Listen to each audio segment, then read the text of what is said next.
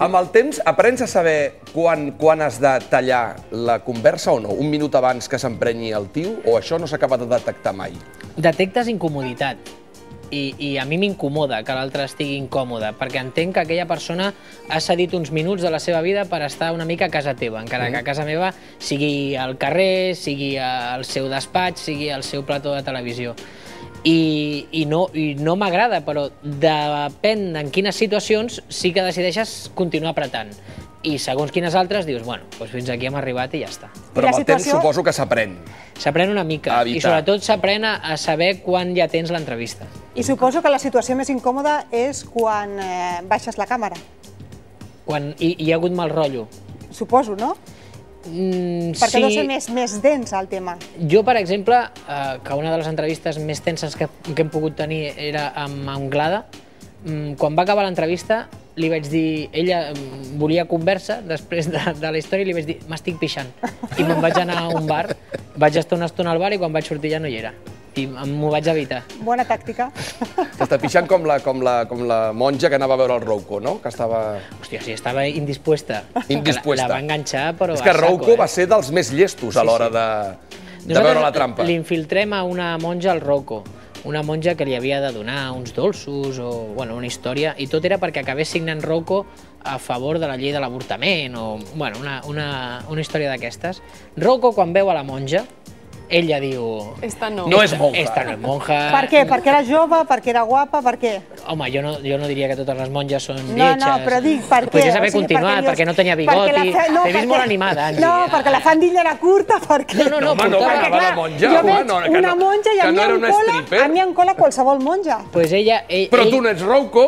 Ell la va mirar, es va apropar amb tota la puteria del món i va dir, aquesta tia la desmonto, i sí, ¿qué tal, hermana? ¿De qué congregación viene? I ella, això s'ho sabia encara. Va dir, d'unes hermanes de Cáceres. I el Rouco, el cabrón, li diu, ¿quién os ha fundado? I la pobra Aquí me has pillado. Diu, ai, que me siento indispuesta. I va marxar, perquè és que Rouco l'havia deixat en casa. Ara Rouco ho encerta a la segona pregunta, A la segona pregunta, Ojo a aquest pavo, que parla amb alemany amb Cristina López Chisklins. Sí. Parlen alemany quan es veuen. Quina por, Rouco parlant alemany. I Cristina. Home, de fet, els de la COPE també us van enxampar bastant ràpid, Sí, quan estàvem allà amb aquella mini manifestació. L'únic que no ens va enxampar va ser Pedro J. O sigui, això és el que us va dedicar un homenatge, fins i tot. Em crida l'atenció que el periodista senyera de la investigació a Espanya, nosaltres totes les coses que hem fet, a totes ha picat. A totes. No sé com contrastarà totes les altres coses que publica, però les nostres, a totes, ha caigut de 4 potes. I no estic insinuant res quan dic que cau de 4 potes. Home, Déu-nos en guard.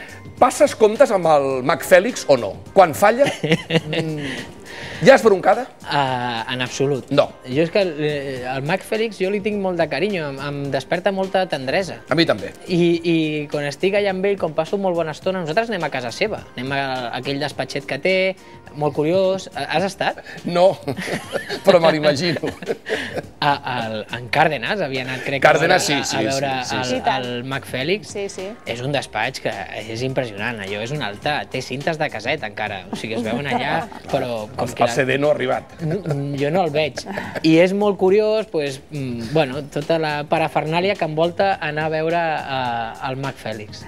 Jo m'ho passo molt bé. De fet, és un dels teus fitxatges i el Yoyas també ha estat un encert. El Yoyas que ha canviat substancialment de registre, que també és un mèrit. Perquè el Yoyas, jo sempre he dit que té un do per la comunicació claríssim, és més, l'hem tingut aquí nosaltres durant temps amb els debats. Tu li has donat una volta al Yoyas, però t'ha donat molt bon rendiment. Li he donat una volta, però perquè jo ja l'he conegut així, Jo sí que el coneixia de la tele, però el primer cop que xerrem jo descobreixo una altra persona, o sigui, un tio que raona, que té els seus posicionaments, a vegades molt demagògics, que jo li dic, eres un demagogo, o sigui, dius unes frases perquè t'aplaudeixin, i són unes frases molt encertades, però molt estripades per aconseguir aquest aplaudiment. Però a mi, no sé, a mi em recorda molt a qualsevol dels xulos que hi havia al meu barri, aquells que estan al bar i pontifiquen tot i al final són els que tenen l'última paraula, doncs aquest és Carlos. Per cert, una ciutat de l'Espanyol en aquests moments. Tu... No, el camp està al Prat.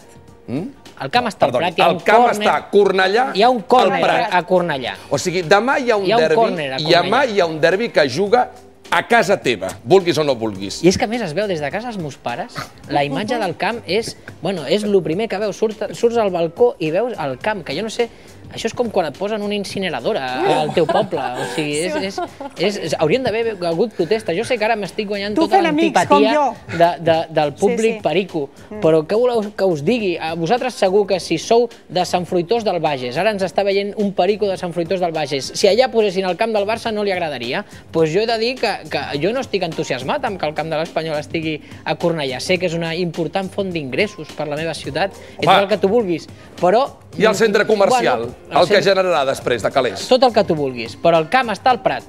Està a Cornellà, al Prat.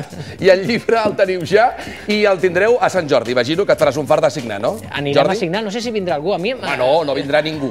No, però de veritat que són coses que encara em sorprenen. A mi em sorprendrà que vingui algú amb el llibre i que vulgui que li signi. No sé, encara em continua això provocant sorpresa. Que és un llibre, a part que jo crec que està ben pensat perquè no deixa de ser també una contribució i un mini homenatge a tot el teu equip, també. El teu equip es veu reflectit aquí i és... No? És que sense ell, de veritat, que no hi hauria ni llibre, ni programa, ni jo. I hi ha alguna obsessió que encara no entenc, com la d'Aida Nízar, que surt sovint i no sé per què. Perquè als guionistes els agrada molt. I de tant en tant, per fer un xiste, ja saps que hi ha recursos fàcils, que són Aida Nízar, Ramoncín, quan parles d'un borratxo, Boris Yeltsin i coses d'aquestes. Ara, després del que he dit, no vendré ni un llibre als pericos. No podràs viure un virus ni mandar encara tens mig minut per dir és motivo de orgullo y satisfacción que el estadio esté en Cornellà. No ho puc dir, perquè a més se'm nota quan soc fals i... Demà estaràs al balcó de casa els teus pares veient el Barça? No. Per estalviar-se una entrada. M'han convidat a anar al camp. M'han convidat a anar al camp. El meu millor amic és periquito. Es diu Fran, és el meu amic de tota la vida de Cornellà, és perico a mort i ens ha convidat a mi i a la meva senyora a anar al camp. La meva senyora és periquita. Ella segurament hi anirà. Jo crec que m'he de quedar amb el nen. El nen que té 3 anys, de moment no respira en blaugrana o en blanc i blau? I tant que respira. Canta l'himne del Barça com un campió. Aquí estan els dos fent un pols, veiem com surt. No, home, però el nen ha triat lliurement. Ha triat ja, amb els 3 anys que té, ja ho té claríssim, no? Home, per favor, un nen amb 3 anys... Jo veig una coacció terrible. Possiblement tindríem la teva dona aquí davant i diria que el nen és perico.